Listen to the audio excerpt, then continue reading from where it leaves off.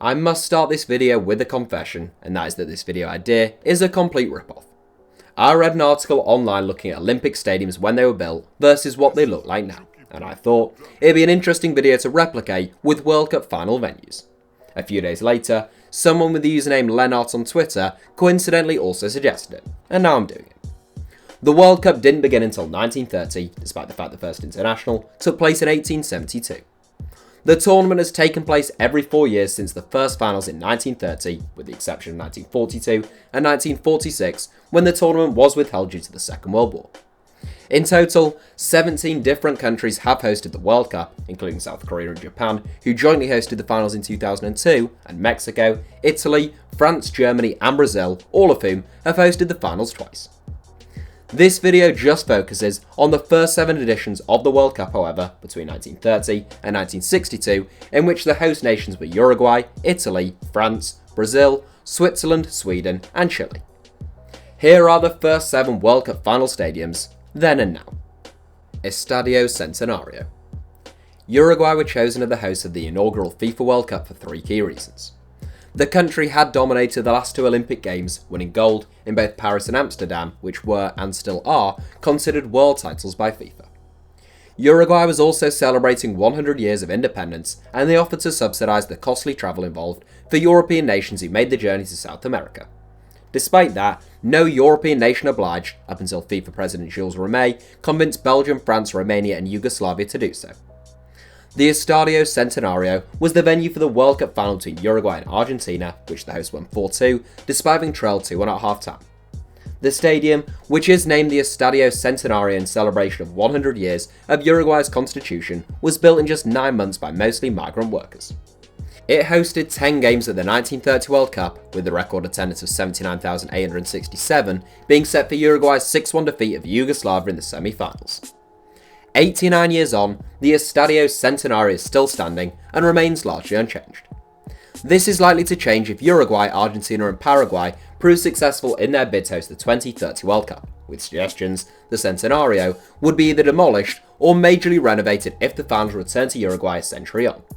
Today, the Estadio Centenario is still the home of the Uruguayan national team and occasionally both Peñarol and Nacional.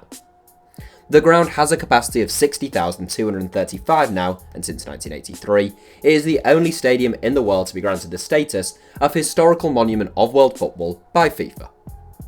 Stadio Nazionale PNF. If you thought picking morally bankrupt World Cup host was anything new, let the 1934 World Cup, which was handed to Benito Mussolini's Italy, serve as a reminder that FIFA has always been dreadful at this kind of thing. Although the Second World War hadn't yet started and Mussolini hadn't yet signed a pact with Adolf Hitler, he had already assumed dictatorial powers, began spreading Italian fascism in Africa by force, and bombed Corfu.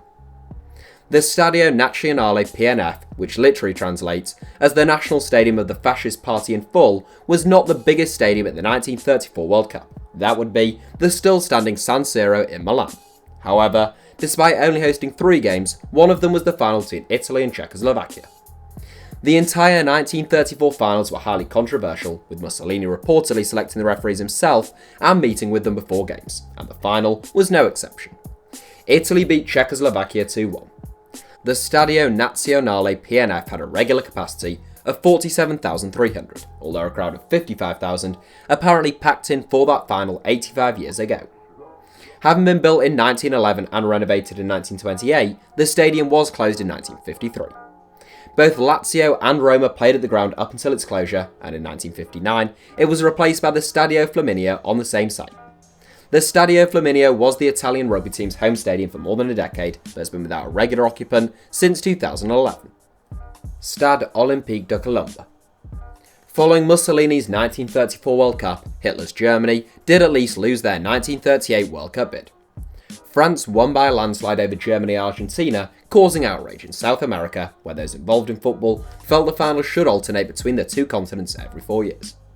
The Stade Olympique de Colombes was the largest venue for the finals, and the 60,000 capacity arena hosted the final as Italy retained their crown against Hungary. The Stade Olympique de Colombes was, as its name suggests, the main stadium for the 1928 Paris Olympics. Opened in 1907, French rugby club Racing 92 played at the ground from 1907 until 2017.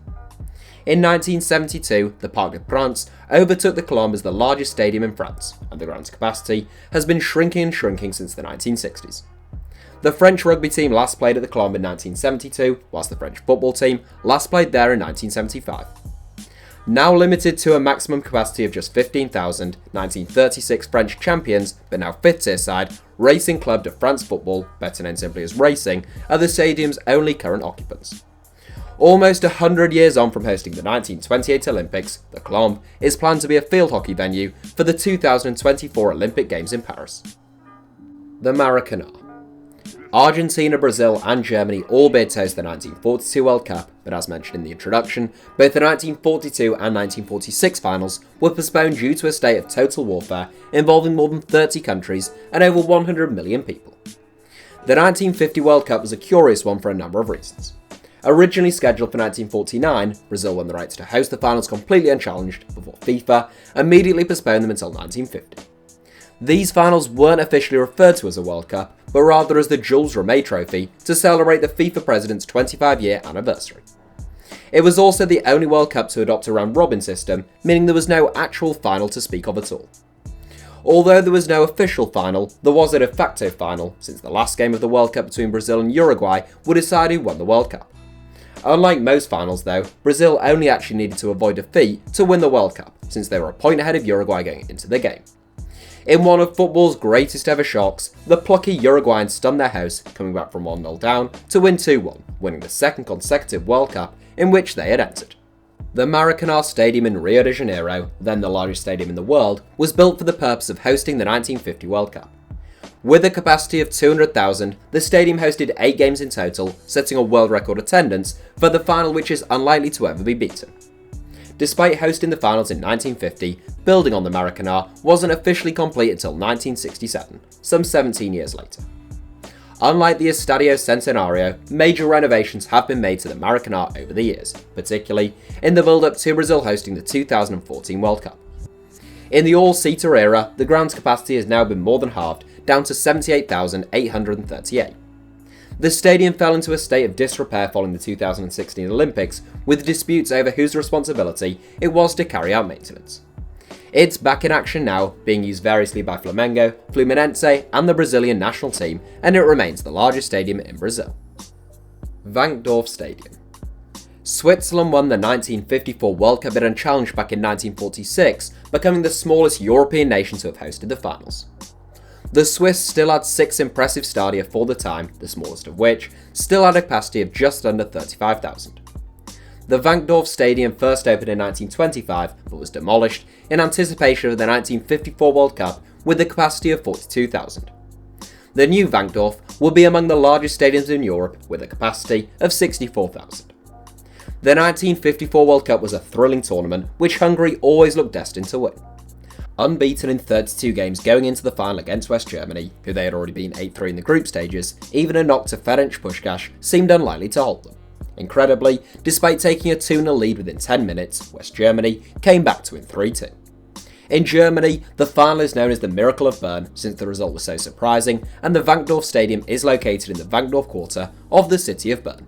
In Hungary, many consider the game to have been a disgrace, with Germany having had a seemingly illegitimate goal allowed, Hungary having had a seemingly perfectly good goal ruled out, and some reasonably good sources suggesting the West German side were guilty of doping. The Wankdorf Stadium continued to be the home of young boys up until it was demolished in 2001, and the stadium also famously hosted the 1961 European Cup final in which Benfica beat Barcelona 3-2. Following the demolition of the ground, the Stade de Suisse was built in its place. A state-of-the-art arena, albeit with a smaller capacity, the Stade de Suisse is also the home of young boys, and it was the venue for 3 games at Euro 2008. Råsunda Stadium. After lobbying the likes of Argentina, Chile and Mexico into not bidding to host the 1958 World Cup, Sweden's World Cup bid went unchallenged, making it the second consecutive finals hosted by a relatively small European nation. Some of the Swedish stadiums used at the finals were pretty tiny, but not the Råsunda Stadium in Stockholm, which was second only to the Ullevi Stadium in terms of capacity. The 1958 final saw a real glut of goals, and France's Just Fontaine bagged a record 13 goals at a single World Cup. The main story was a 17-year-old by the name of Pelé though. Pelé didn't play until Brazil's last group game, and he failed to score in that game against the Soviet Union. He came alive in the knockout stages, however, scoring the only goal in a 1-0 win in the quarterfinals, a hat-trick in a 5-2 win in the semis, and a brace as Brazil won 5-2 in the final. That final, which took place at the Råsunda Stadium, pitted Brazil against the host Sweden, and a 17-year-old Pelé could have retired that day, having achieved far more than most. The Råsunda Stadium wasn't the first stadium to have been built on that site when it opened in 1937, becoming the home of AIK and the Swedish national team for the next 75 years. The Råsunda was replaced by the stunning 50,000 plus capacity Friends Arena in 2012 and was fully demolished in 2013. Flats and offices now occupy the site in which the historic ground used to stand. Estadio Nacional. This seven takes us as close to the present day as 1962, which was the first World Cup in which there were multiple challenges to host the World Cup since before the war. Argentina, Chile and West Germany all bid, although West Germany later withdrew, and Chile secured more than twice as many votes as Argentina. 8 cities were originally scheduled to help host the finals, but the 1960 Valdivia earthquake, which remains the most powerful earthquake ever recorded on Earth, devastated the nation's infrastructure. Only 4 stadiums had been repaired sufficiently and could be used in 1962, and of those 4, only the Estadio Nacional had a capacity greater than 19,000. Naturally, the 66,660 capacity Estadio Nacional would be the centrepiece for the finals then, hosting 10 games, including the final. Opened in 1938 and expanded in 1962 for the tournament, the ground would see Brazil become the first nation since Italy to retain the World Cup, a feat no nation has achieved since. The Estadio Nacional, or the Estadio Nacional Julio Martinez Perdonos to give it its full name, has had both a colourful and a very dark past, and it's still standing, albeit after much renovation in 2019.